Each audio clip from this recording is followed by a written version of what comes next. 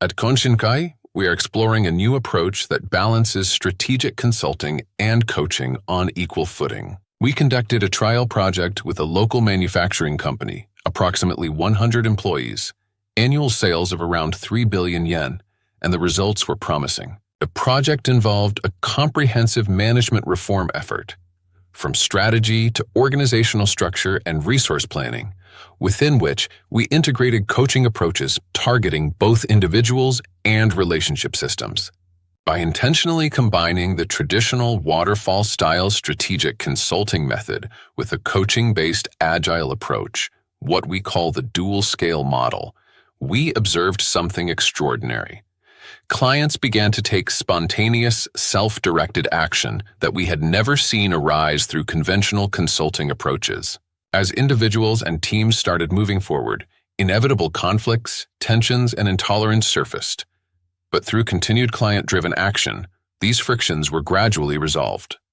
More importantly, people began to align around a shared intention, creating a strong collective momentum toward a common direction. That said, this dual-scale model also generates chaos as a natural outcome of action. As the project moved up the organizational hierarchy, some leaders initially resisted. What is this confusion? Will we meet our goals on time like this? Without the understanding and support of top management, it is difficult to stay in the fire of opposing tensions that such a project inevitably creates.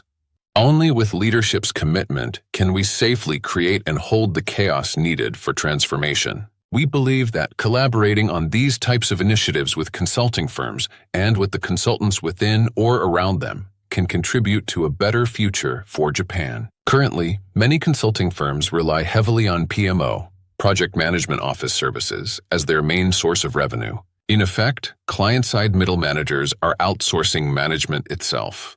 Consultants executing these engagements often follow fixed patterns, using waterfall methodologies, functioning more like cogs in a machine.